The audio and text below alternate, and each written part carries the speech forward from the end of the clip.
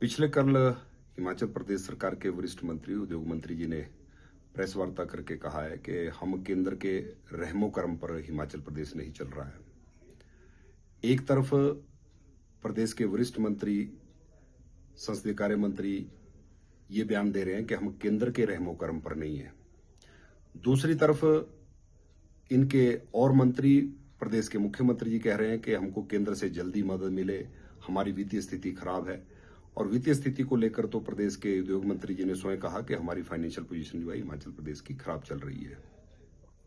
केंद्र लगातार हिमाचल प्रदेश की मदद कर रहा है, जो मदद करता है उसको ये मदद नहीं मानते। प्रधानमंत्री ग्राम सड़क योजना में हमको करोड़ों रुपए आता है, उसको ये मदद नहीं मानते। प्रधानमंत्री आवास योजना में केंद्र से, क्योंकि हिमाचल में 2023 में भी आपदा आई थी, उसी को देखते देश के यशस्वी प्रधानमंत्री नरेंद्र मोदी जी ने विशेष तौर पर हिमाचल के लिए प्रधानमंत्री आवास योजना में हजारों घर यहां पर दिए और उसको भी ये मदद नहीं मानते। एनडीआरएफ, एसडीआरएफ में हमको पैसा मिल रहा है, उसको ये मदद नहीं मानते। लेकिन हिमाचल की जो वित्तीय स्थिति खराब है, मेरा ऐसा मानना है कि हिमाचल की सरकार की जो वित्तीय स्थिति खराब होने से आज कर्मचारियों की सैलरी देने के लिए इनके पास पैसे नहीं है। एचपीटीडीसी के कर्मचारियों की सैलरी नहीं दी गई, 23 दिन हो गए। वहीं अगले महीने से बाकी विभागों के कर्मचारियों को तनख्वाह देने के लिए, सैलरी देने के लिए और पेंशन देने के लिए भी सरकार के पास पैसे नहीं है। सरकार चाहती है कि हमको खुला पैसा केंद्र से मिले, अनटाइड मनी जो है हमको केंद्र से मिले, जिसको हम अपने हिसाब से यहां पर खर्च कर सके।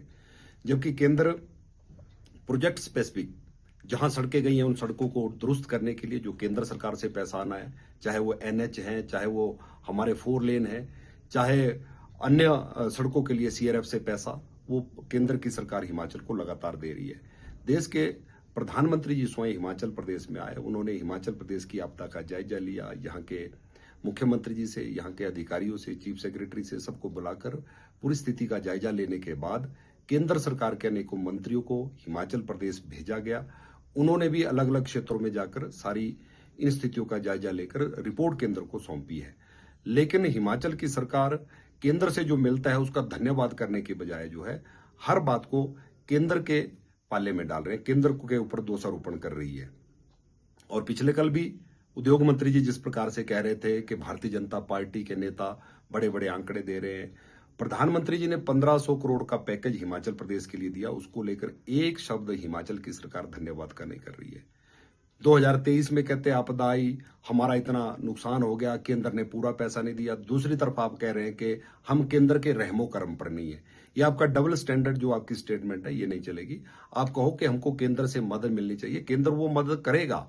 और निश्चित तौर पर देश के यशस्वी प्रधानमंत्री जी का जो मानना है कि सबका साथ सबका विकास, पूरे देश में एक समान विकास हो, चाहे वो राज्यों में सरकारें कांग्रेस की हो, चाहे भारतीय जनता पार्टी की हो।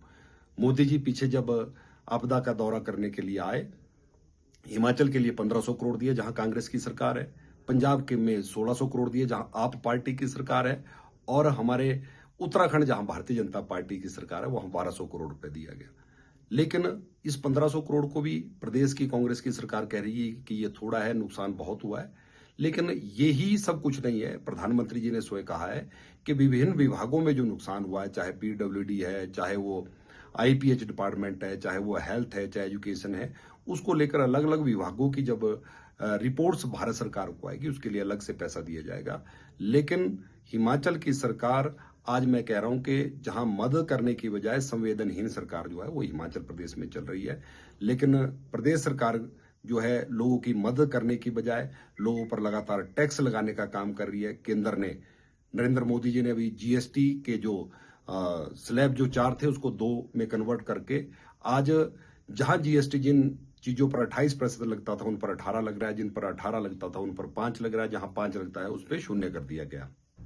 मैं एक एग्जांपल देना चाहूंगा कि सीमेंट पर जीएसटी जो केंद्र की सरकार ने 28 से 18% कर दिया, वहीं आज पहले नवरात्रे को 22 सितंबर को केंद्र ने जीएसटी की नई दरें लागू की। सीमेंट की कीमतें जो है 40 रुपया पर बैग जो है वो कम होगी। वहीं हिमाचल की सरकार ने एडिशनल गुड्स टैक्स जो है उस पर लगाकर उनकी कीमतों में 5 रुपए और इजाफा कर दिया। 11 रुपए से हमारा जो एडिशनल गुड्स टैक्स जो है उसको 11 रुपए से बढ़ाकर 16 रुपए कर दिया। ये पहले दिन जिस दिन से जीएसटी की दरें लागू हुई, कम हुई, उसी दिन इन्होंने एडिशनल गुड्स टैक्स जो है उसको बढ़ा दिया, 5 रुपए बढ़ा दिया, जिससे जो है पर बैग जो है 5 रुपए और सीमेंट जो है हिमाचल प्रदेश में महंगा हो जाएगा। अलग अलग तरीके से हिमाचल की जनता के ऊपर कर लगाकर, टैक्स लगाकर जो है वर्तमान की सरकार जो है बोझ डाल रही है, उनको तंग करने का प्रयास कर रहा है। आज हर वर्ग को प्रताड़ित किया जा रहा है, चाहे वो कर्मचारी हो, चाहे वो नौजवान हो, चाहे वो महिला हो। इस प्रकार की स्थिति हिमाचल प्रदेश में बनी है और अपनी जिम्मेवारी से बचते हुए सारी बातें केंद्र को कहना जो है ये बात ठीक नहीं है।